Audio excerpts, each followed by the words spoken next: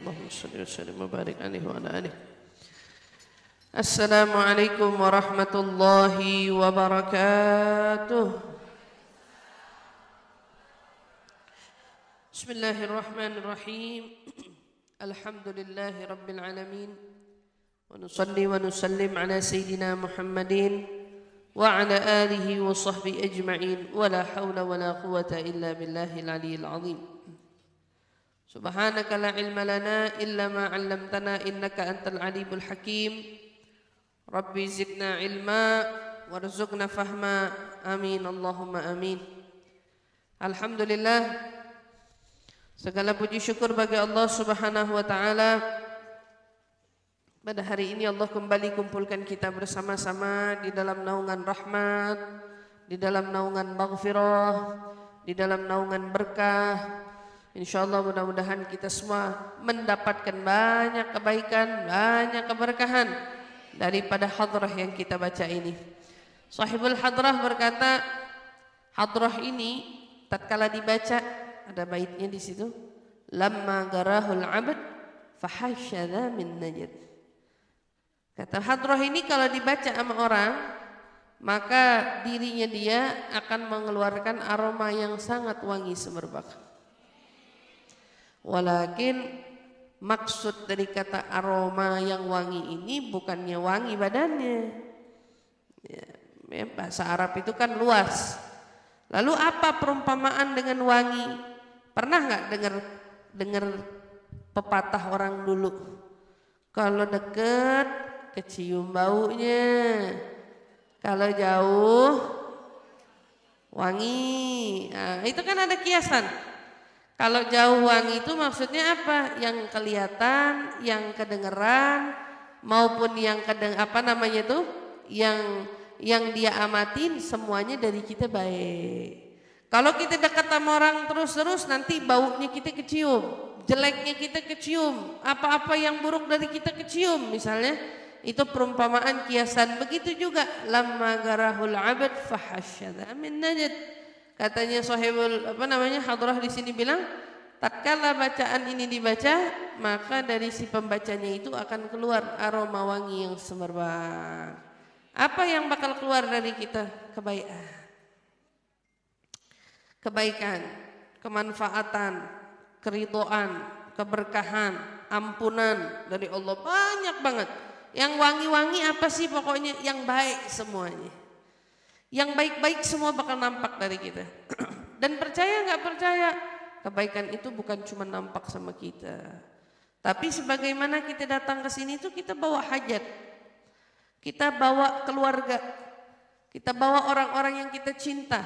Dalam munajat kita, dalam doa kita, kita ingat orang tua, kita ingat suami, kita ingat sama anak, kita ingat mungkin kerabat, saudara, yang lain-lain yang kamu ingat, sahabat, mungkin yang kamu cinta, tanpa kamu sadari, ingatanmu itu membawa mereka dalam keberkahan yang kamu dapat di sini. Kalau kamu datang ingat orang tua kamu yang di sana pun dapat berkahnya kita di sini. Kalau kamu ingat anak kamu yang di rumah, dengan kita ingat dia di sini, doain dia di sini, anak kamu juga dapat berkahnya di rumah. Walaupun hakikatnya jasadnya dia nggak sampai, walaupun jasadnya dia nggak sampai, akan tetapi dengan niatnya orang tua yang bawa nama mereka ke sini, diniatin, ditekatin nama-nama mereka biar mereka punya berubah akhlaknya, tingkah lakunya biar benar, biar dijauhin dari lingkungan yang salah, itu semuanya nyampe. Apapun hajat kita insya Allah ya kita doakan. Jangankan manusia sebanyak ini, 40 orang aja dalam kumpul berjamaah, malaikat sudah diutus sama Allah berterbangan di sekitar kita. Buat nyari apa? Buat nyariin siapa dari kita yang punya hajat. Bahkan dalam sebuah hadis dikatakan kumu maghfuran lakum qad buddilat sayyi'atukum hasanat. Paling sedikit nih. Paling sedikit yang didapat apa? Kamu bangun dengan dosa telah terampuni. Itu paling sedikit. Kamu bangun dosa terampuni dan semua keburukan kamu berganti dengan kebaikan. Nah, saya mau nerangin ini sedikit makna keburukan berganti dengan kebaikan. Wah, kata Keburukan itu terkadang gak selalu maksiat atau dosa yang kamu pahami. Tapi keburukan itu apa? Keburukan itu boleh jadi tingkah laku kita sendiri. Terkadang sadar gak sadar kita ini punya sikap gak sepenuhnya baik. Kadang cara kita ngelihat orang, kadang cara kita bicara tentang orang, kadang cara kita mengomentari orang, kadang cara kita berbicara dengan orang. Ada kurangnya, pasti ada kurangnya. Ada orang yang sampai terlampau, emang kalau ngomong nyelekit. Dan terkadang kalau ditanya, mereka gak sadar dengan ceplosannya itu, bahwa itu menyinggung orang lain. Mungkin kalau diingetin, ditegur, dia sadar, anak gak tahu kalau itu nyinggung. Saya pikir saya bercanda gitu. Ada orang yang kayak gitu kan. Ada juga kadang orang sikap, responnya dia. Kadang-kadang Toto kok responnya nyubit, padahal kan ngeselin, sakit. Tapi dia yang nyubit itu gak tahu kalau ini nyubitan dia itu nyakitin orang dan bikin orang yang dicubit itu kesel, gitu, pegel gitu. Apa aja hal buruk yang ada pada diri kita. Entah itu dari ucapan, entah itu dari cara pandang, entah itu dari cara dengar, apa aja, semua itu keburukan. Dan yang disebut diganti, sebagian ulama mengatakan tuh yang diganti itu adalah etikamu, akhlakmu, budi pekertimu yang tadinya buruk dengan kamu yang sering-sering datang ke tempat yang baik berubah. Tutur bahasa kamu yang tadinya kalau ngomong nyelekit berkurang sampai sama sekali nggak ada. Begitu juga barangkali cara pandangmu. Kemarin kita ngomongin tentang mata lalat, mata lebah. Kadang-kadang si mata lalat, mata lebah itu kalau ditanya waktu dia lagi ngelihat orang dengan mata lalat, dia nggak sadar mungkin. Dia perlu diingatkan, kamu lagi dengan mata lebah, mata lalat. Ayo ganti dengan mata lebah. Terkadang ada orang itu saat matanya melihat dengan mata lalat itu bukan sengaja, itu gak sengaja. Lalu gimana caranya? Cara pandang ini berubah. Salah satunya tentu adalah dengan bantuan Allah, tuntunan Allah, bimbingan Allah. Gak cuma-cuma kita tiba-tiba mau berubah kalau bukan karena dorongan itu datangnya dari Allah. Oleh karena itu nih cara pandang kita yang tadinya ngelihat semuanya buruk, tapi dengan kita datang ke taklim, dengan kita datang ke majelis ilmu, kita hadir di hadroh, nih yang kita dengar berubah. Mata ini mulai mencari bunganya. Mata ini bukan lagi mencari sampah, tapi dia mulai mencari bunga. Bagaimana tuh? Ya, contohnya perubahan itu tanpa disadarin. Barangkali kalau kamu tadinya sama suami kesel aja, ini contoh. Sama anak kesel aja, yang kelihatan biasanya sampahnya, yang kelihatan biasanya baunya, yang kelihatan yang gak enak-enaknya. Sama Allah itu matamu mulai digiring, sikapmu mulai dirubah, yang kelihatan baiknya. Akhirnya apa? Sikap kamu sama suami berubah menjadi baik, cara ngomong kamu sama suami berubah menjadi baik, cara bicara kamu sama anak berubah menjadi baik. Hingga pada akhirnya apa? Buah dari itu semua, rumah tanggamu berubah menjadi baik. Rumah tanggamu berubah menjadi baik. Ini loh minimalnya orang datang ke majelis ilmu, dia dapat ampunan dan diganti sama Allah. Etikanya yang buruk berubah menjadi etika yang baik. Akhlaknya yang gak benar berubah menjadi akhlak yang benar. Budi pekertinya yang tadinya gak santun berubah menjadi santun. Hingga pada akhirnya dari itu semua banyak membawa perubahan, banyak membawa dampak-dampak yang baik untuk dia, untuk keluarganya, dan untuk orang sekitarnya. Tapi mau tahu nggak sumber itu semua dari mana? Sumber kamu tuh dapat itu semua. Saya mau kasih tahu sama ibu-ibu, persentasenya majelis. Kita dulu kalau belajar ilmu itu nggak butuh dipancing. Kalau saya dulu di Hadramut hadir aja, nggak ada hadroh kajian kitab. Di Hadramut hadrohan aja, burdahan aja. Besok burdah bangun, habis hadroh bangun, nggak ada repot-repot pakai kita, pakai apa. Tapi orang kita itu butuh pancingan. Kalau dikasih hadroh doang, nggak dikasih ilmu, kurangnya banyak porsinya. Kalau dikasih ilmu doang, nggak ada hadroh, barangkali yang datang nggak segini banyak. Betul ya?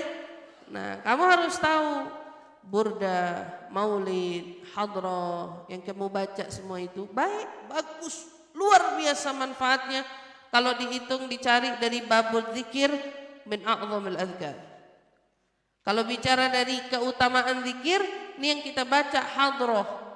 Bahkan Habib Salim Syatiri bilang apa namanya tuh burdah, kemuliaannya lebih dari orang yang baca Dalailul Khairat 70 kali. Gak tanggung-tanggung nih burdah, hadroh, maulid.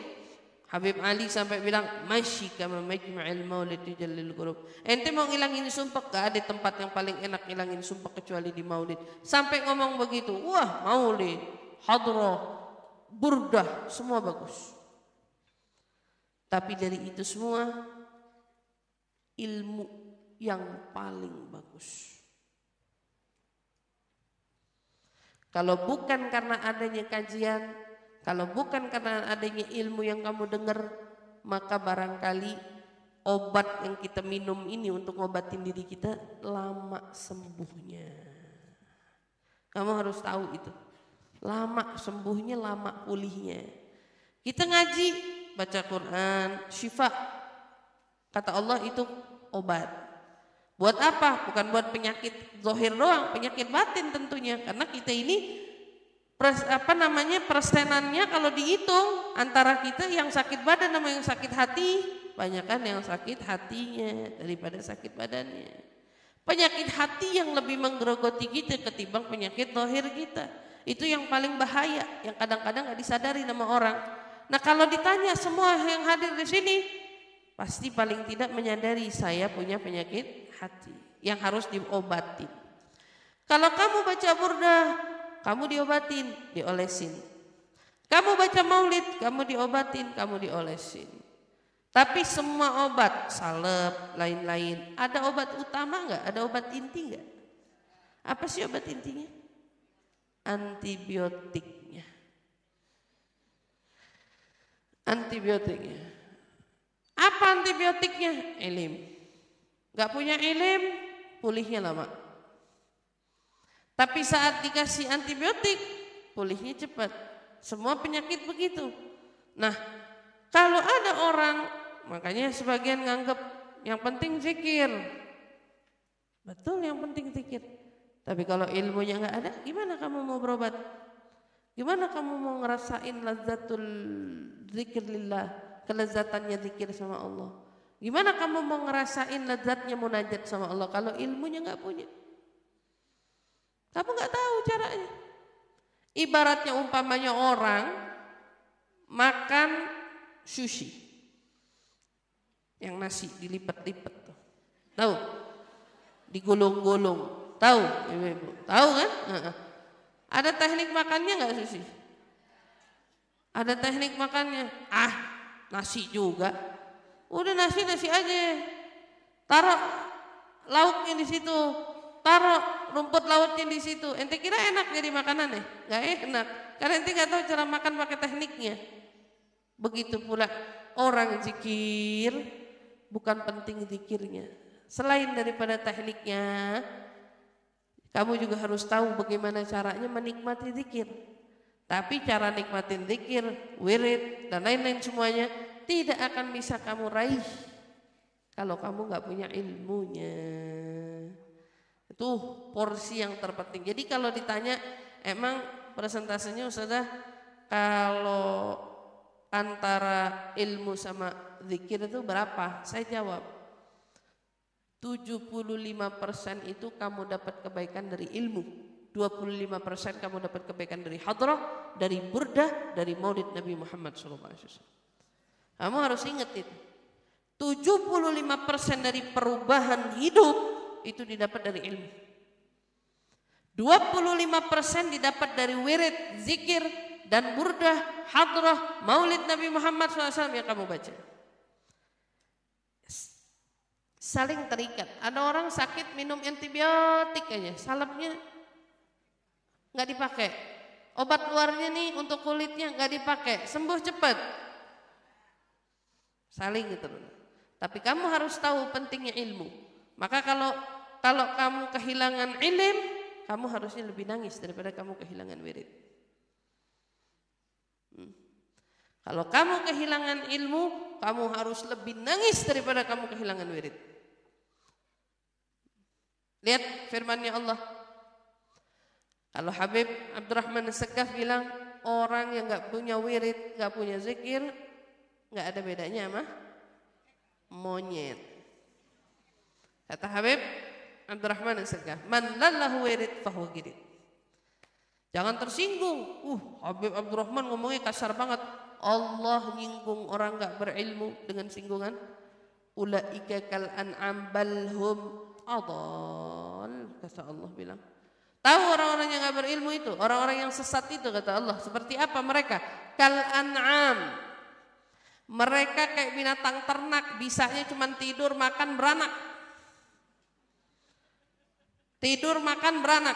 Tuh bisanya. Tapi Allah bukan cuma sebut binatang ternak. Allah bilang apa? Balhum adol. Mereka lebih parah, lebih sesat daripada binatang ternak. Na'udzubillah min dzalik. Nas'alullah salamah wal afiyah. Jadi kamu harus tahu pentingnya ilmu di dalam dirimu. Kalau belajar kenapa kita harus konsisten? Kalau belajar kenapa kita harus menyimak dengan baik? Karena ternyata yang bisa nyelamatin kamu itu porsi terbesarnya adanya di ilmu. Walaupun jumlahnya baca hardurah 2 jam, ilmunya 1 jam, barangkali 1,5 jam, tapi ngefeknya bukan main. Ente minum ada obat nyeri, ada antibiotik 1, pernah dengar antibiotik 5? Antibiotik 1. Artinya porsinya ilmu itu terkadang lebih sedikit, tapi dampaknya paling manyus, dampaknya paling hebat, dampaknya paling luar biasa. Makanya selagi kajian dimanapun kita, mau di sini, mau di mana aja, kalian mendengarkan kebaikan, mendengarkan nasihat dan tausiah al-ilm, terutama ilmu, itu pelihara, jaga dengan sebaik-baiknya. Karena dengan itu semua insya Allah kita menjadi orang yang selamat. Insya Allah, amin ya rabbal alamin. Yuk sama-sama kita lanjut daripada kajian kitab muka Syifatul Qulub. Sebelum-sebelumnya kita sama-sama baca dengan doa ta'lim. Bismillahirrahmanirrahim. Nawaitu ta'allum wa ta'lim wal mudzakarah wa tadhkir wal ifada wal istifada wal hitha ala tamassuk bi kitabillah wa sunnati Rasulillah sallallahu alaihi wasallam wa du'a ila al huda wa dilalata ala al khair ibtigha'a mardati wa qurbih wa thawabih wa husnul khatimah ma'al lutfi wal afiyah wa salahil aqibah bi rahmatika ya arhamar rahimin. Amin ya rabbal alamin. Bismillahirrahmanirrahim. Wa qala al-musannif rahimahumullah wa nafa'na bihi wa bi'ulumihi fid dharain amin. Radhiyallahu anna wa ankum wa an sa'iril ummah ajma'in. Wa fi riwayah at-Tabrani ta'atullah fi ta'atil walid aw qala al-walidain wa ma'siyatuhu fi ma'siyatil walid aw qala al-walidain wa fi akhra lil bazzar. Ridha Rabb tabaraka wa ta'ala fi ridhal walidain wa sakhatar Rabb tabaraka wa ta'ala fi sakhatil walidain. Wa Tirmidzi wal lafdhu lahu wa Ibn Hibban fi sahihi wal Hakim wa qala sahih ala syartuhuma. Ata an-nabiy sallallahu alaihi wasallam rajul faqala inni adhnabtu dhanban 'aziman fahal li min taubah qala hal laka min qala la fahal laka min khalah qala na'am qala fabirha. Wa Abu Dawud wa Ibn Majah ya Rasulullah hal baqiya min birrin abawayya syai'in abarruhuma bihi ba'da mautihima qala na'am as-salatu 'alaihima ay ad-du'a lahumā wal istighfar lahumā wa inbadh ahdihima min ba'dihima wa sillatur rahim allati la tusal illa bihima wa ikram sadiqihima. Diriwayatkan oleh Al-Imam Tabrani Sebagaimana kemarin kita dengar, taatnya Allah terletak pada taatan kita kepada orang tua. Ketaatan kita kepada Allah terletak kepada ketaatan kita kepada orang tua. Begitu pula dengan kedurhakaan kita kepada Allah terletak pada kedurhakaan kita terhadap orang tua. Nah, ini kemarin kita udah sempat bahas dari tingginya posisinya orang tua. Allah itu selalu adil. Wanita diberikan ujian dalam hidupnya mengandung, bersusah payah, berletih-letih di dalam mengasuh, menyusui, membesarkan, mendidik, menuntun anak dari dia lahir sampai dia dewasa. Itu perannya ibu kan gak usai-usai, terus aja ada. Allah tuh adil. Bagi ibu yang betul-betul bisa menuntun, membimbing anak terutama, mereka dapatnya gak tanggung-tanggung. Tapi lihat ganjaran yang Allah beri kepada setiap ibu. Jadi terlepas ini ibu solehah, ini ibu tidak, tapi Allah kasih pahala rata. Pahala ratanya apa? Anak yang wajib taat kepadanya. Bahkan Allah menyandingkan ridhonya terletak pada ridho orang tuanya. Artinya siapapun dari kita nih gak bisa sampai kepada Allah kalau pintu orang tua kita ketutup. Kita gak bakalan bisa mengabdi, menghambakan diri kepada Allah dengan semestinya kalau kita gak bisa menghargai, mengabdikan diri kepada orang tua kita. Karena ridhonya Allah disandingkan dengan ridhonya orang tua, begitu pula murkanya Allah disandingkan dengan murkanya orang tua. Jadi harus ingat itu. Jadi kalau kita lupain hal ini, maka yang sejatinya merugi adalah diri kita sendiri.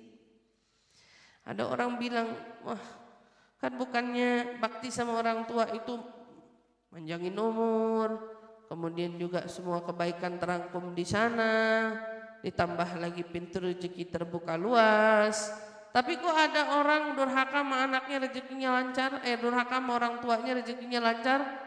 Tar tungguin aja, orang yang kayak gitu bakal sengsara di waktu yang Allah tentukan nanti. Di waktu yang pastinya datang. Enggak mungkin enggak. Karena Nabi SAW bersabda kan, bakti itu agama dan hutang. Jadi enggak mungkin ada orang yang begitu menyelewengkan orang tuanya, menentengkan orang tuanya, wah rezekinya gampang. Iya, rezekinya gampang. Barangkali sekarang naik namanya, barangkali sekarang tinggi kedudukannya, barangkali sekarang uang ada di genggamannya, barangkali sekarang rumahnya wah beribu-ribu meter, nggak tahu deh. Tapi tunggu, kalau jatuhnya miskin banget. Yang begitu jatuh miskinnya miskin banget, nyungsepnya nyungsep banget gitu. Hati-hati ya, kita punya rezeki sedikit aja disuruh ingat orang tua, kirimin orang tua, berikan orang tua, apalagi rezekinya banyak. Apalagi rezekinya banyak, nyenengin orang tua, bahagiain orang tua, itu udah kewajiban bagi seorang anak. Karena kalau sekarang kamu diberikan kemampuan yang begitu banyak, ingat barangkali dulu kamu dengan sekarangnya, kamu dengan dulunya orang tua kamu sekarang ngehasilin duit 10.000 itu gampang. Tapi orang tua kamu dulu ngehasilin 10.000 itu setengah mati. Kamu sekarang ngehasilin uang 100.000 gampang, tapi orang tua kamu dulu ngehasilin 100.000 setengah mati. Jadi kalau 100.000 dibayar dengan 100 juta pantas. Karena tingkat sulitnya beda. Tingkat sulitnya beda. Makanya jangan sampai ada anak tuh berani ngomong sama orang tuanya, mama kan atau ayah kan nggak sekolahin aku bener, aku sekolah dari uang aku sendiri dan lain-lain sebagainya. Lupa waktu lahiran sampai pinjam-pinjam, setengah mati nyariin uang buat kamu, beliin susu kamu, ngehidupin kamu. Setiap orang tua, kamu jangan ngomongin orang tua yang zalim dulu, ngomongin orang tua pada umumnya. Karena kebanyakan dari sekian banyak orang tua yang zalim itu bisa dihitung pakai jari. Rata-rata semua orang tua rahim dan selalu berusaha memberikan yang terbaik bagi anak-anaknya. Itu semua umumnya orang tua. Kalau Anda ketemu orang tua yang kebetulan enggak rahim, anaknya ditelentarain, anaknya dibuang. Kita nemu ada orang tua, kok tega ya anaknya dibuang tong sampah, kok tega ya ada anaknya dibuang ke pinggir kali, kok tega ya ada orang tua buang anaknya ke kardus, kok tega ya ada orang tua buang anaknya di mana kamar mandi, masih buang. Tapi kan ada lagi orang tua yang lebih tega, ngeracunin anaknya, bakar barang-barang dirinya sama anak-anaknya. Sering nggak kita nemu kayak gitu? Belum lama yang gorok anaknya.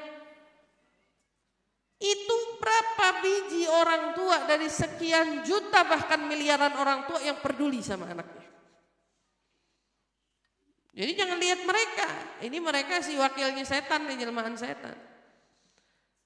Tapi orang tua pada umumnya pasti mau ngasih yang terbaik buat anaknya. Pasti dia mau kasih yang paling-paling untuk anak-anaknya. Nanti perhatiin kalau orang tua nih masak ayam, ente dikasih pahanya, ente dikasih dadanya, dia makan cekernya. Dia makan sayapnya, dia makan kepalanya, dia makan lehernya. Betul apa enggak? Iya, anaknya diumpetin buat si ini ntar belum pulang kerja dipisahin. Belum ini dipisahin, dia sampai makannya meri. Kalau saya selalu bilang sama orang tua, ibu-ibu makan yang senang, jangan makan ceker. Jangan makan sayap, betul? Iya, jangan makan sayap, jangan makan leher. Ibu makan daging. Ada sisa buat anak kasih. Tapi nggak bisa ustazah, nggak tegaan sama anak, biarin yang penting asal dia kenyang, kita mah gampang. Salah. Jangan begitu Bu. Kalau saya banget. Soalnya kebanyakan orang tua udah tuanya ngebatin sama anak. Jadi kalau nginget perjuangannya dia dulu, aduh kesian dulu makan ceker. Nih anaknya gedenya begini model. Jadi ibu yang porsi itu yang porsi, makanya kalau ngedidik itu jangan terbalik. Anak itu harus ngerti yang namanya adab, santun, bakti, itu dididik, digiring. Makan biasain dia nginget orang tuanya. Jadi bukan waktunya makan, kebiasaan orang tuanya cuma nyisain makan buat dia, anaknya nanya aja kagak orang tuanya udah makan. Anak nggak tahu-tahu lahir ngerti. Kalau makan bareng ya sama mama, anak-anak kecil makan bareng, dia makan kamu makan, bener begitu, ngedidik pelan-pelan. Mama udah masakin, kamu ngucapin apa? Terima kasih mama, itu dididik. Ini udah gede,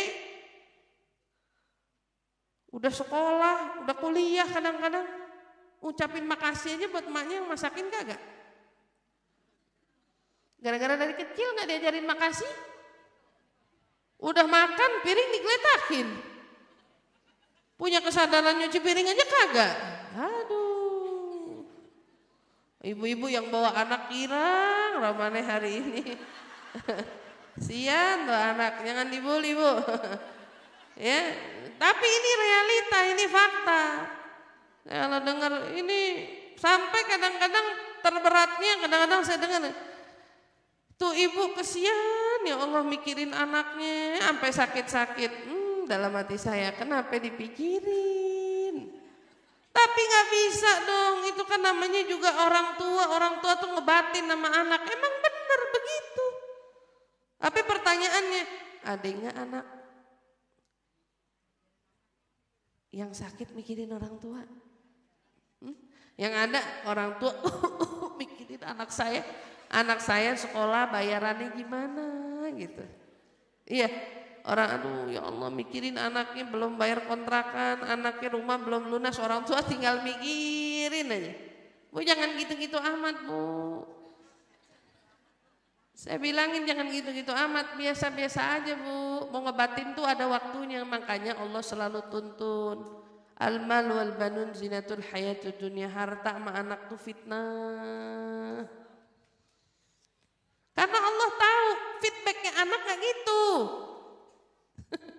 Allah tahu banget anak gak gitu, makanya Allah wajibin anak bakti. Segitunya udah diwajibin bakti aja. Bagaimana kita sama orang tua kita? Jujur aja. Allah larang dengan fala taqul lahuma uffin. Ada dari kita yang baru mau ngebantah. Enggak. Minimal sih 5 huruf aja keluar. Minimal 5 huruf keluar. Masih begitu. Mau anak sekolah biasa sampai anak santri, pasti ada aja ujiannya buat ngejawab orang tuanya. Gitu loh. Ada entah itu refleks, entah itu apa. Inilah perannya. Karena Allah juga tahu, makanya jangan pernah apalagi yang sama yang namanya ibadah, taat gara-gara anak jadi nggak begitu. Rugi kamu. Rugi.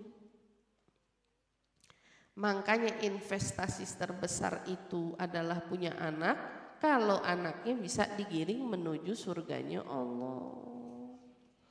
Anaknya bisa dikenalin bagaimana cara bakti kepada Allah dan Rasul sampai bakti kepada dia orang tuanya.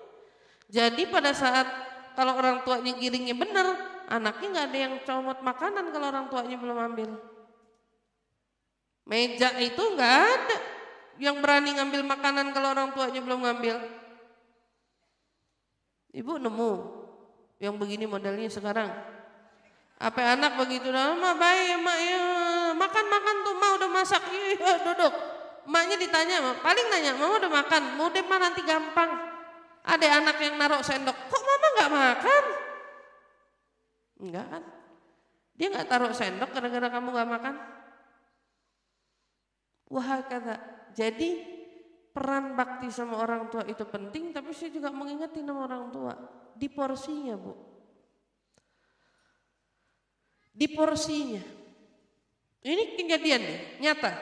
Ada orang yang saya kenal, punya orang tua udah tua pokoknya, udah tua, udah pikun lah, udah nggak bisa apa-apa tuh orang tua.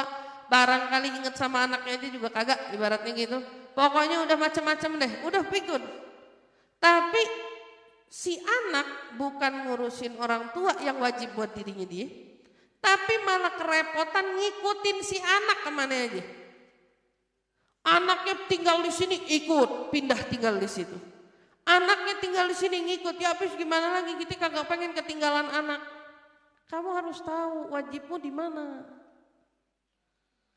Jadi dia tegopo-gopo ngejerin si anak, menuhin maunya si anak, justru yang wajib bagimu. Kamu belum selesai bakti sama orang tua kamu, itu yang wajib malah ditinggalin. Maka Allah tuh kalau ngomong tuh bener banget ibu di Al-Quran. La tulhikum amwalukum wala auladukum an dzikrillah. Hai kalian manusia, kata Allah, jangan sampai kamu tuh tertipu terbuai oleh harta, oleh anak-anak. Sampai kamu tuh ninggalin kewajibanmu sama aku, kata Allah. Kewajibanmu mengingat hukumku, kata Allah. Kamu malah lupa, yang kamu ingat malah yang lain, kenikmatan. Kewajiban kamu abaikan. Jangan. Itu ada bu, sampai waktu saya ngajak ngomong ini orang, saya tanya, kenapa enggak tinggal sama Umi? Kenapa enggak tinggal sama ibu? Ya Umi kan udah lupa. Kagak inget. Udah ya kita apa lagi, nggak ada lagi, kita ikutin deh anak kita kesini ke situ, kesini ke situ. Habis kita girang sama cucu, habis kita senang sama cucu. Ya Allah, ibumu walaupun lupa pintu surga tengahmu masih ada. Ingat, ibumu walaupun pikun pintu surgamu di situ, jangan dilupain. Bahkan itu pintu utama, bukan pintu samping. Jangan dilupain. Jadi biar tahu porsinya. Makanya saya senang sama orang-orang tua dulu, Masya Allah. Kalau udah sama yang namanya ibadah, anaknya mau kayak gimana aja, modelnya mau kemana, mau pergi ke Langlang Buana, ibu perhatiin deh. Para habaib kita, para syiban kita yang pada dakwah ke sini jauh-jauh dari Hadramut masuk ke sini. Habib luar Batang, Mbah Priuk, yang ibu-ibu kenal semua itu. Emang gak pada punya ibu? Punya bu. Harus punya ibu semua. Kok ibunya sanggup sih padahal anak tunggal? Habib Husin anak tunggal. Kok bisa sih dilepas? Nggak mikirin tuh tuanya sama siapa? Nggak, dia mah tahu adanya Allah. I'timaduhum billah asyad wa aqwa. Bergantungnya mereka sama Allah lebih daripada bergantungnya dirinya sama anak-anaknya. Lebih kuat daripada bergantungnya diri. Ya Allah, kalau saya mati dan saya udah tua, anak saya ninggalin saya nggak ya anak saya. Makanya jangan bergantung sama anak. Bergantung sama Allah. Kalau kamu bergantung sama Allah, Allah datengin anak-anak yang selalu ingat sama kamu. Tapi kalau kamu bergantungnya sama anak, begitu anak kamu ngegoda kamu, maka harga dirimu jatuh. Kamu sudah tidak lagi menjadi ibu yang karismatik, yang ditakuti, yang disegani, yang dikejar, yang dicintai. Tidak. Tidak sama sekali. Maka porsinya itu harus sesuai. Gitu loh. Ada orang tua di sini yang aduh sama anak gak bisa ketinggalan, jangan kemana-mana, udah di sini aja. Ada orang tua yang sampai enaknya jadi dia, anaknya dipesantrenin semua. Kok bisa sih? Kok tenggel sih? Kok sanggup sih? Kamu pikir tolak ukur sayang cuma nama yang anak deket doang? Terus kalau anak udah jauh orang tua gak sayang gitu? Itu investasi terbesar. Lebih dari tanah yang kamu punya. Lebih dari aset yang kamu punya. Kalau kamu bisa mencetak anak menjadi anak yang soleh dan soleha. Karena satu, kamu jadi ibu yang kuat, jadi ibu soleha, anak-anakmu jadi anak yang soleh dan soleha. Tapi kalau udah dari awal udah, aduh gak kuat deh, aduh gak sanggup deh, aduh jangan deh, aduh gak bisa deh, aduh saya bisa mati kalau ditinggal sama anak saya, aduh.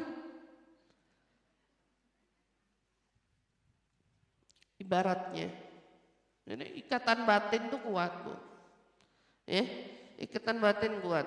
Terus ustazah kan nggak pernah ngerasain, ustazah nggak punya anak, gitu.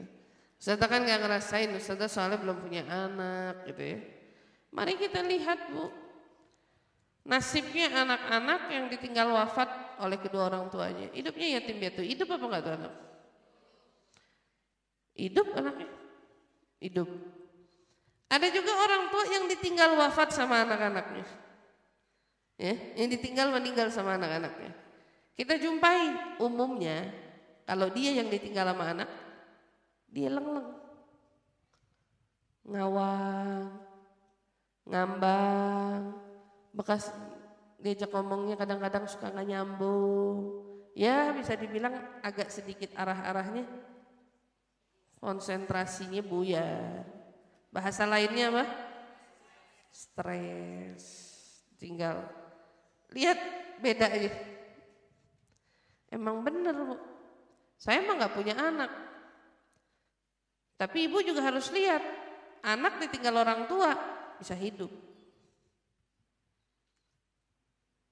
Sebetulnya orang tua itu bukan takut ninggalin anak, takut ditinggal.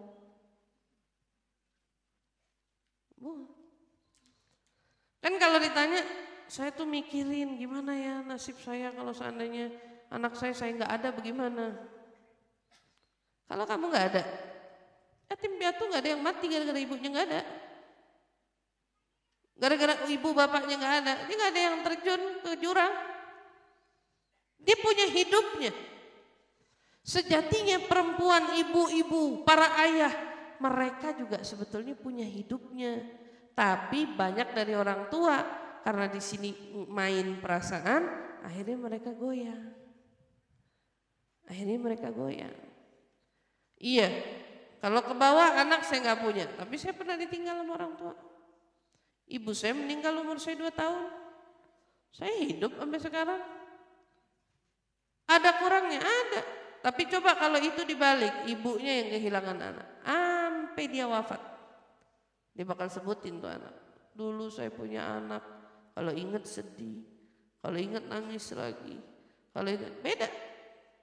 Maka ibu-ibu yang dirahmati Allah, saya cuma bisa ngingetin dari apa yang Allah firmankan. Firman-Nya Allah jelas, firman-Nya Allah kuat. Allah minta kita enggak terbuai dengan keturunan sendiri. Jangan terbuai dengan anak kita sendiri sampai mengalahkan kewajiban kita kepadanya. Sampai ngalahin haknya kita kepada Allah. Sampai karena begitu terlalu sayangnya kita sama anak, sampai anak kita enggak kita isi dengan pelajaran yang semestinya diambil dari hukumnya Allah dan hukumnya Rasulullah. Nah gitu, ingat itu. Karena orang tua itu sudah dikasih kedudukan yang sangat tinggi di sisi Allah Subhanahu Wa Taala. Maka jaga kedudukan ini, nikmat ini dengan kamu menggunakannya di tempat yang tepat, di tempat yang baik, di tempat yang semestinya. Kemudian datang seseorang kepada Nabi Shallallahu Alaihi Wasallam. Datang nanya, Rasul, adnabtu dzamban aziman. Saya habis ngelakuin dosa besar, katanya bilang. Dosa saya besar banget ya Rasulullah. Fahalli min taubah. Saya bisa nggak kira-kira dapat pintu maaf ya Allah? Saya bisa nggak kira-kira dapat taubat dari Allah Subhanahu Wa Taala? Maka Nabi bertanya. Kata Nabi bilang, halaka kamu punya ibu nggak? La ya Rasulullah, tidak ya Rasul, ibuku sudah meninggal. Halaka min khalah, kamu punya bibi dari ibu enggak? Naam ya Rasulullah, iya, saya punya bibi dari ibu. Fabirha. Kata Nabi, kalau begitu baktilah kamu kepadanya. Berarti di sini kita bisa ngambil kesimpulan apa? Bahwa berbakti kepada orang tua itu bisa menghapus dosa kita. Bisa menghapus dosa dan bisa menyebabkan pintu taubat terbuka. Barangkali ada anak yang hidupnya menuai murkanya Allah, tapi karena baktinya yang begitu baik sama orang tua, ingat, baktinya yang begitu baik sama orang tua, Allah mengalahkan amarahnya dengan keridhaan orang tuanya. Dia melanggar, melampaui batas di dalam maksiat. Bukan main, tapi dia baik sama ibunya, baik sama ayahnya, baik, santun, apa aja kata ibunya iya, apa aja kata ayahnya iya, dia berusaha berbakti kepadanya. Dengan tulusnya bakti itu, sungguh-sungguhnya perbuatan baik itu sama orang tua, Allah yang murka sama dia bisa ngapus semua dosa-dosanya, buat buka pintu taubat untuknya hanya karena keridhaan orang tuanya. Makanya dibilang seorang anak laki-laki jika wafat lebih dulu dari ibu dan ibunya hidup, maka anak laki-laki itu beruntung. Karena saat dia wafat kemudian ibunya berkata, saya ridho kepadamu, udah selesai urusannya. Selesai. Dia mau masuk ke liang lahat, ibunya bilang ane redo, ane redo. Ane redo sama ente kelar urusannya. Nah kalau seorang istri ini beruntung meninggal masih ada suaminya. Karena kalau istri kan keridhaan setelah menikah yang lebih unggul adalah keridhaan suami, baru orang tua kemudian menyusul. Nah keridhaan suami, kalau dia wafat suami hidup, tiba-tiba suaminya ngomong, aku bersaksi bahwa istriku adalah wanita yang salehah, dia yang baik, mengurusku, merawatku, menjagaku, dengan segala kebaikannya aku ridho kepadanya. Udah, kelar urusan. Udah deh, ketemu pintu surga deh itu langsung. Dari ridhonya suami. Makanya gitu, ibu-ibu jadi nggak usah mikirin kalau kita duluan suami buat nikah lagi dong gitu. Ya, jangan mikir ke sono, pikir yang lebih indah dong. Gitu. Ngurusin suami nikah lagi. Tuh kamu udah masuk ke liang lahat juga kamu nggak bisa bangkit lagi. Buat marahin dia yang nikah lagi, kamu nggak bisa. Ya udah kalau kamunya udah meninggal dia nikah lagi mah urusan dia. Yang penting kan nggak lagi nikah kamu ada. Gak usah dipikirin, ntar dia nikah lagi gitu. Yang penting ridhonya. Bayangin ya, sebesar ini pun peluang baik bagi kita, nggak ada yang doa minta meninggal duluan.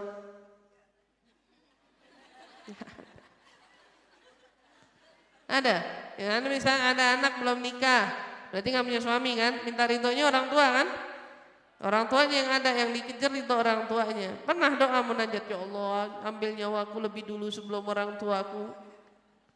Nggak ada. Nah, gitu. Ya Allah ambil nyawaku lebih dulu sebelum suamiku yang udah nikah. Nggak ada. Nggak ada. Gitu. Subhanallah ya.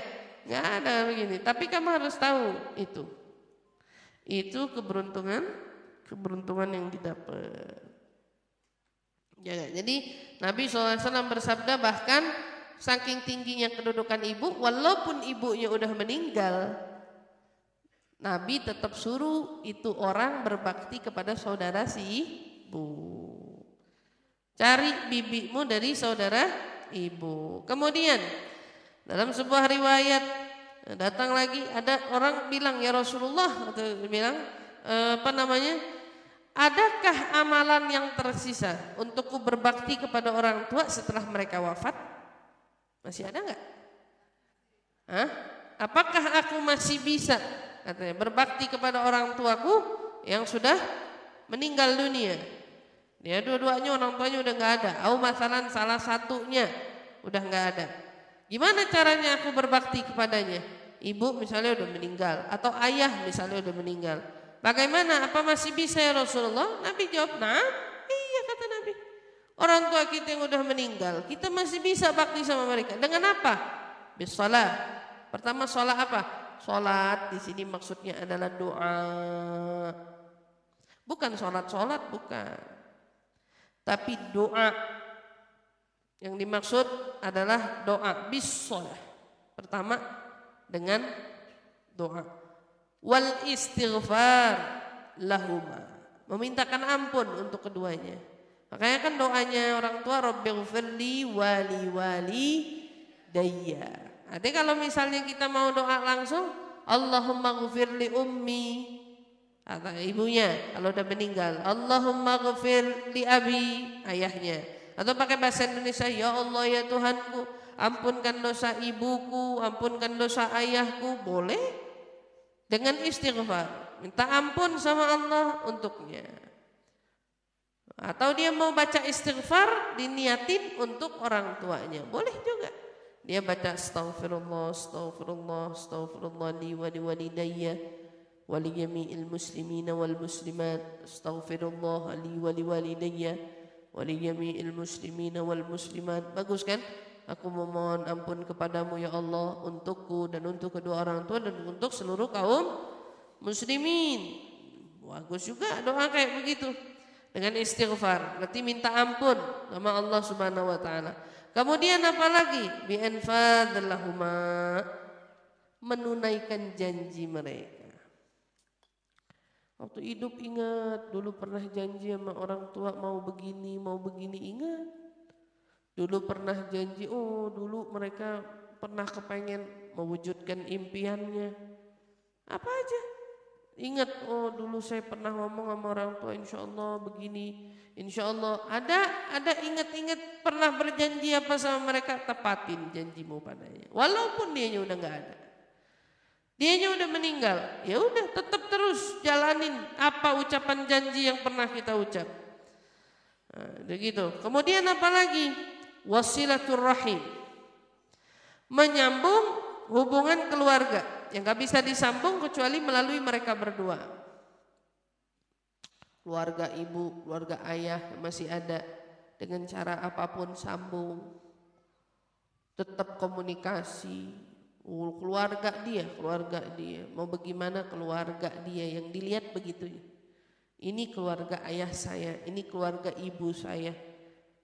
Aduh, orangnya nggak sejalan, urusan itu mah baik lain lagi. Tapi tujuanmu itu silah, menyambung hubungan, menyambung kekerabatan, menyambung silaturahmi. Girang nggak orang tua kamu? Girang. Dilihat kamu nyambangin saudaranya, dilihat kamu datangin keluarganya, dia girang. Karena seolah-olah dia yang menyambung. pahala itu mengalir untuknya dengan nyambung. Wa ikram sadiquhuma, apalagi dan memuliakan teman mereka berdua. Ayah saya dulu berteman sama si ini, tuh temannya tuh jangan dilupain. Ibu saya dulu berteman sama si ini, ikram, memuliakan. Jadi kalau kamu ketemu di jalan teman ibu kamu, samperin, cium tangan. Kalau dia orang tua, orang sepuh, tanyain ada yang bisa dibantu apa, tanya. Karena dia temannya orang tua kamu. Temannya orang tua kamu. Jadi jangan kita gampangin. Maka kemudian ada sahabat bilang, ya Rasulullah banyak banget amalannya. Emang kadang-kadang kita kalau dikasih amalan berasa kebanyakan. Ya Allah banyak banget. Tapi dia bilang, ya Rasulullah banyak banget amalannya. Tapi dibilang semuanya bagus. Apa jawaban Nabi? Apa lakuin salah satu? Enggak. Faf'al. Amalin yang Anda sebutin tadi. Jangan ditinggalin. Lihat Nabi SAW, jangankan orang tua. Khadijah, istri yang dia cintai. Ba'da wafati Khadijah, setelah Sayyidah Khadijah wafat, teman-teman Khadijah itu sama Nabi tetap disambung silaturahminya. Orang-orang yang dulu Khadijah suka kirimin hadiah, suka kirimin apa, setelah wafatnya Khadijah, Nabi yang mengambil alih itu semua. Dulu Khadijah sama temannya ini ngasih ini, dulu Khadijah sama temannya ini ngirimin ini, itu sama Nabi dilakuin semuanya. Kebaikan yang Nabi lakuin waktu ditanya, kenapa kau berbuat baik kepada fulan ya Rasulullah? Karena dia dulu temannya Khadijah. Bayangin. Karena dia dulu temannya Khadijah. Itu sampai disebut sama Nabi Muhammad SAW. Maka ente orang yang punya orang tua, oh ingat dulu tuh abah anak, ayah saya berteman sama si ini, orangnya masih ada, masih hidup. Sambung, yang bisa disambung. Muliain mereka. Ihdilahumul hadayah. Karena dengan mereka mengingat kebaikanmu itu, saat dia tahu kamu berbuat baik, yang dia ingat tuh ayahmu. Dia ingat bapaknya, dia ingat ayah kita. Oh nih anaknya si ini, ya Allah si ini beruntung banget punya anak kayak dia. Akhirnya yang keluar doa. Kan itu yang dicari, yang keluar doa. Begitu, oh dulu teman ibu kamu begitu juga. Begitu kamu memuliakan mereka, yang mereka ingat itu bukan dirimu, tapi kebaikan dari ibumu.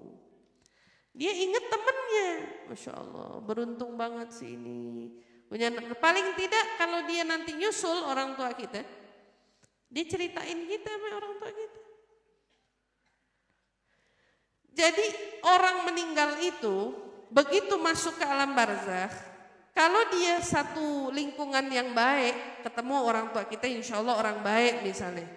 Temannya meninggal nih, saudaranya meninggal. Begitu dia masuk ke alam barzakh, ditanya sama orang tua kita, gimana kabarnya fulan? Gimana kabarnya fulan? Gimana kabarnya anak saya? Gimana kabar istri saya? Dia nanya. Nanti tahu-tahu dijawab, ini di kitab ya, ini saya bukan ngarang ya, ini di kitab. Tahu-tahu nanti dia nanya, "Fina fulan?" Si ini, loh kata yang baru meninggal, dia udah meninggal, udah lama. Emang gak ada? Oh gak ada, berarti beda. Berarti beda. Yang ini lingkungan yang baik-baik, orang-orang baik dikumpulin, toto yang itu satu temennya nyasar ke tempat yang lain. Itu dicariin bu satu-satu. Orang yang dulu di dunia dia kenal, itu sama dia ditanyain, si ini kabarnya gimana, si ini kabarnya bagaimana, si ini kabarnya gimana, ditanyain satu persatu. Ini yang cerita Syekh Ali Jum'ah, mufti di Mesir. Syekh Ali Jum'ah, saya lagi dengerin ceramahnya Syekh Ali Jum'ah cerita begitu. Dan setiap hari Kamis sampai Jumat itu ahlu barzakh itu seperti, kalau kata Syekh Ali Jum'ah bilang, seperti ditunjukin syashah, kayak televisi atau layar ibaratnya gitu, mereka ditunjukin kuburannya kayak CCTV. Siapa aja yang hari itu nyamperin, dia tungguin. Ada nggak dari anaknya yang datang? Ada nggak dari kerabatnya yang datang? Ditungguin. Kalau seandainya anaknya kebetulan datang, dia lihat, ditunjukin sama Allah nih. anak kamu hari Jumat datang, nih anak kamu hari Kamis datang. Mungkin istrinya misalnya, nih istri kamu hari Kamis datang, nih anak kamu hari Kamis datang. Fisyasya. Kayaknya datangin jangan cuman hari mau puasa. Puasa kuburan rame banget. Padahal orang Jakarta semua itu yang datang. Orang sini-sini juga. Masya Allah. Orang-orang Betawi kuburannya dekat-dekat ya. Toto belakang rumah ada kuburan. Toto di dalam gang ada kuburan. Kata kuburan keluarga. Disambangin gak? Apa dilewatin doang? Kalau ada ibu kita, ada ayah kita di situ datengin, ziarahin, mampirin, tengokin, kan begitu. Mereka senang, farah. Gitu. Nah kalau di dalam kitab Ruh yang pernah saya baca, sampai hari Sabtu pun mereka itu masih tahu kabarnya orang yang datang ke kuburnya. Makin itu gila. Kalau yang saya dapat dengar langsung dari Syekh Ali Jum'ah, Al-Khamis wal Jum'ah, hari Kamis Jumat. Makanya habaib kita kalau ziarah ke makamnya orang-orang soleh milihnya Jumat. Habib Umar, Habib Ali Masyhur Allah yarhamu dulu bikin ziarah rutin mingguannya kan Jumat pagi ke Zambal, ziarah Makbaro Zambal. Habib Zain bin Ibrahim bin Semit ziarah ke Baqi tiap Jumat. Jumat pagi habis subuh dia keluar jalan ke Baqi, dia ziarah. Begitu karena orang Baqinya atau orang-orang kuburan itu, orang ahli barzakh itu dikasih tontonan sama Allah. Nih fulan yang hari ini ziarah sama kamu. Jadi kita yang orang tuanya udah mendahului kita, sebisa mungkin datang, tengokin, ziarahin, karena mereka senang. Apalagi kalau kita ngelewatin makamnya nggak bisa mampir, Fatihahin minimal. Karena saat kita mengucapkan salam, mereka tahu kalau kamu lewat dari kuburannya. Jadi begitu kamu lewatin tapi kamu nggak bacain, kebangetan banget kan? Sedih lah dia pastinya sebagai seorang tua, kok dilewatin aja tapi nggak dibacain. Warwah Ibnu Hibban fi sahihi bi ziyadah. Qala ar-rajul ma aktsaru hadza ya Rasulullah wa atyabu qala fa'mal bihi wa Muslim ata Abdullah bin Umar anhuma radhiyallahu anhuma laqiyahu rajulun minal a'rab bi tariqi Makkah fasallama alaihi Abdullah bin Umar wa hamalahu ala himar kana yurkibuhu wa atahu imamah kanat ala ra'sih. Sayyidina diriwayatkan dari Ibnu Hibban, datang Abdullah bin Umar radhiyallahu anhuma, katanya Sayyidina Abdullah bin Umar pernah didatengin orang. Ada orang Badui, ditemui orang laki-laki Badui, minal a'rab, orang Badui, berarti orang desa ya, orang kampung gitu.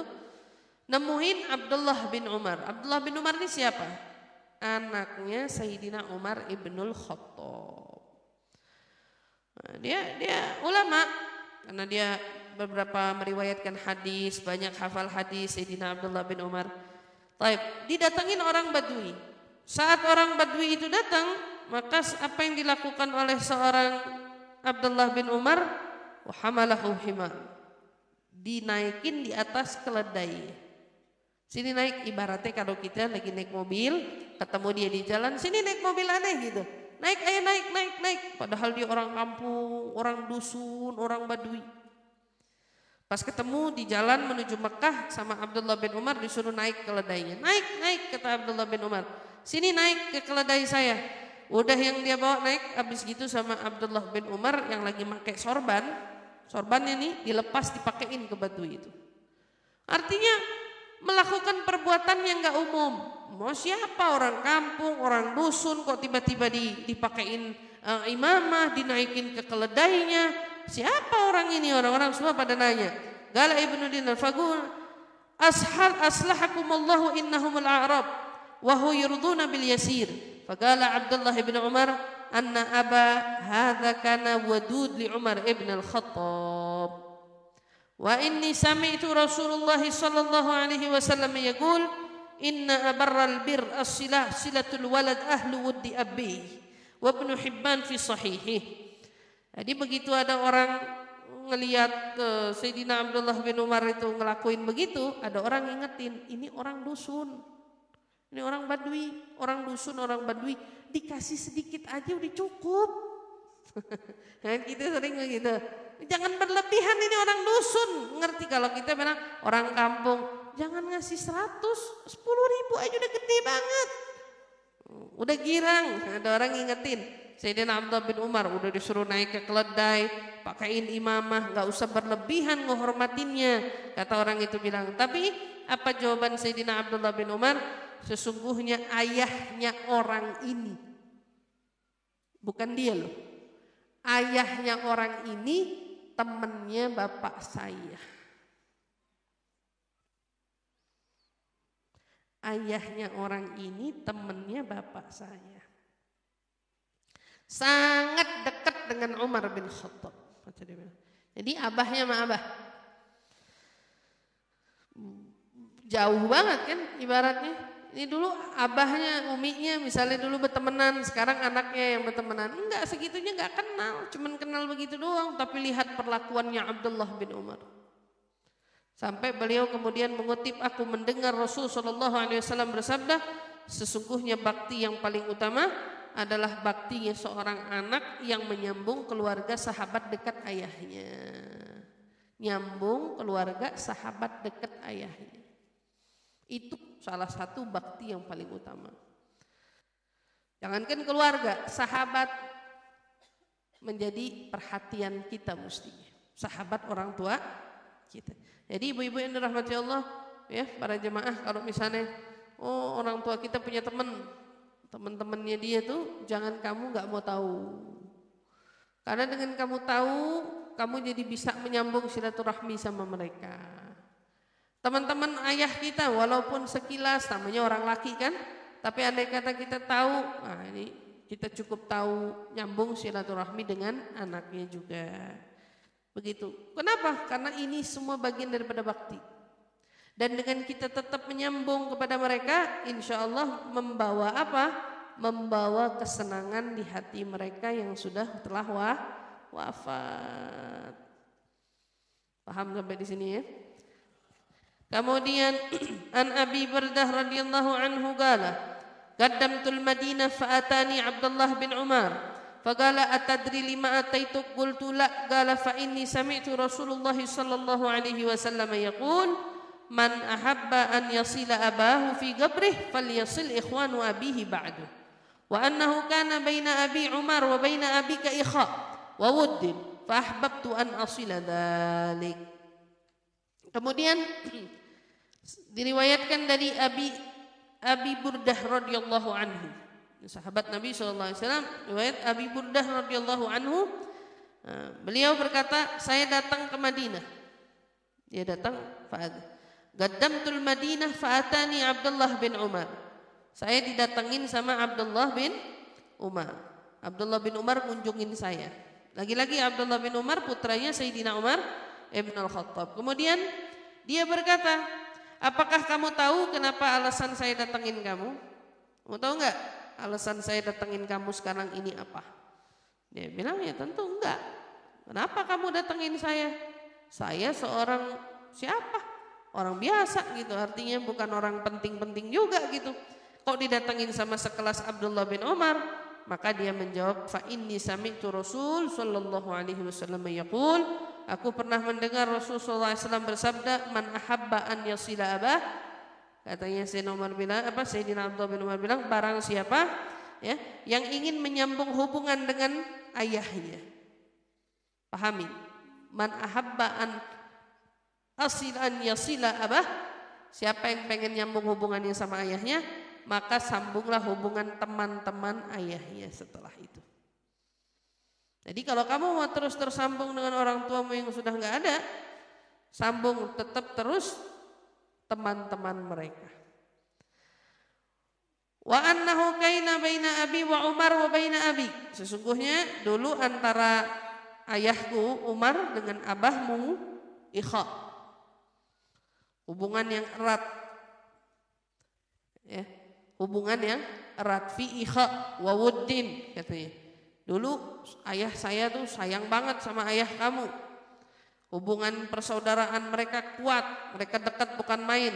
Maka dengan itu sekarang saya pengen nyambung lagi sama kamu. Masya Allah, orang-orang soleh tuh begitu. Mereka tuh menjalankan hadis Nabi tuh dengan seksama. Ini kan nyambung ya. Kalau kemarin nih kita ngomongin hubungan antara silaturahmi yang jangan terputus. Nah sekarang bayangin hubungan bakti kita sama orang tua kita itu termasuk diantaranya itu adalah menyambung hubungan kita kepada keluarga, orang tua kita dan teman-temannya. Nah, kalau kita orang yang suka mutusin silaturahmi rugi banget. Gimana mau bakti sama keluarga sama orang tua kita kalau bisanya mutusin silaturahmi. Orang tua kita barangkali yang dulu hidup pernah sumpah serapah, haramin kamu nginjek rumah fulan. Nah, orang Betawi suka begitu ya Bu? Enggak.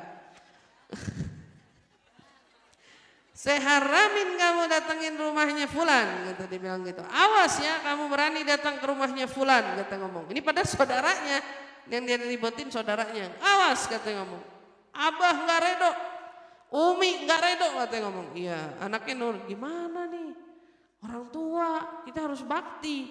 Pahamin dulu kaidahnya. La ta'atal makhluk fi ma'siyatil khaliq. Tidak ada yang namanya bakti kalau di dalam situ ada unsur pelanggaran hukum Allah. Kalau di situ ada pelanggaran hukum Allah namanya bukan bakti. Jadi kalau ada orang tua kamu bilang berani nginjek rumahnya, awas. Perlu taat gak? Gak perlu karena itu melanggar aturan Allah. Nah dia nih yang pernah ngucap begini, begitu dia masuk ke liang lahat udah beda lagi. Ucapannya kalau bisa dia pengen tarik. Ucapannya kalau bisa pengen dia nggak ucap. Karena pentingnya hubungan dari sambung menyambung itu. Bukan mutusin. Bukan mutusin. Jadi kalau bayangin, apakah berlaku permusuhan di dunia sampai di akhirat? Permusuhan yang pernah terjadi di dunia akan menjadi penyesalan di akhirat. Itu bata, itu jelas. Jadi jangan kamu anggap wasiat orang tua saya 7 turunan kagak boleh nyamper. Ya boleh nyamper, jangan ya. Jangan, justru begitu orang tua kamu udah masuk ke liang lahat yang mereka harapin udah beda lagi. Mereka justru ngarepin jangan jadi saya. Jangan jadi saya. Mereka mau teriak, tapi mereka nggak bisa. Mereka mau bilangin kita, jangan mutusin, jangan mutusin. Tapi bagaimana caranya? Jadi orang yang meninggal itu bisa tahu kita nggak tahu dia. Kan begitu. Mereka bisa lihat kita, perbuatan kita, tingkah laku kita, bahkan beritanya disampaikan sama Allah ke mereka. Tapi kita di sini nggak tahu berita mereka. Makanya coba kalau kita baca di kitab-kitab awal Mukasyfatul Qulub, kita temuin kan ada orang tua yang dimimpiin sama anaknya. Ma fa'alallahu bika ya ummah, apa yang Allah lakukan kepadamu setelah kau wafat? Ada orang soleh mimpi orang soleh lainnya nanya apa yang terjadi padamu saat kau wafat. Mereka nanya karena nggak tahu, memang kita tuh nggak tahu. Tapi kalau mereka tahu, amal kita nyampe terus ke mereka. Jadi bedain itu. Seandainya mereka bisa kasih tahu kita, ya alhamdulillah. Tapi nggak bisa. Butuh karomah untuk memberikan wasiat di dalam mimpi itu. Keramat doang, orang soleh doang yang bisa begitu. Kalau model kayak kita orang biasa, ya nggak bisa. Orang soleh dimimpiin, iya bisa ngasih nasihat.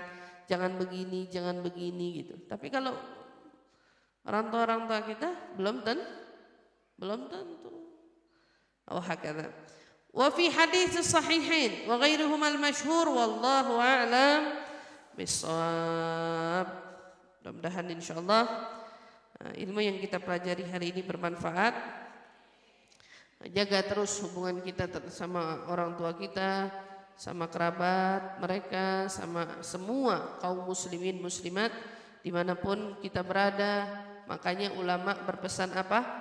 amilin nas bi akhlaqik la bi akhlaqihim. Ingat pesannya. Perlakukan orang itu dengan akhlakmu bukan dengan akhlak mereka. Kalau kamu bermuamalah sama orang dengan tingkah laku mereka, maka kamu akan menjadi bunglon. Di sini nyengir, di sana manyun. Ente bunglon. Di sini ngomong baik, di sana ngomong. Kenapa? Karena kamu menyesuaikan dia. Saya mah fleksibel, orang baik kita baik lagi. Kalau orang jahat,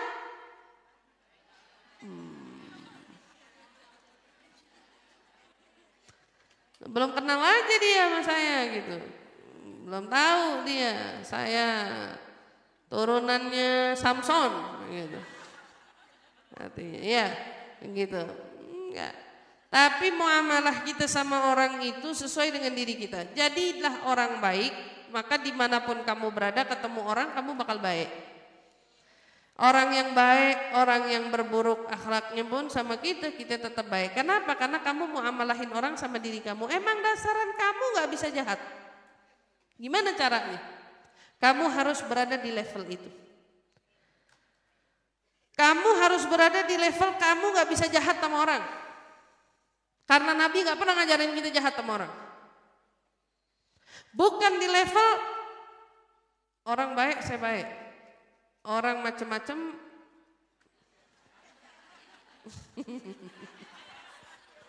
apa sih bahasanya? Orang Betawi bahasanya banyak, senggol, bacok gitu orang.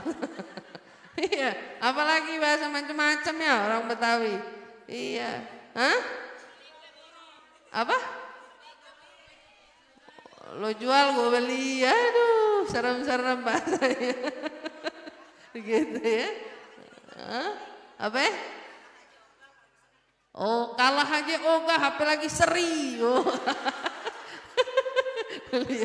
Macam-macam ya. Ada kalah nggak mau, seri apa lagi gitu. Aduh, ada-ada aja, masya Allah.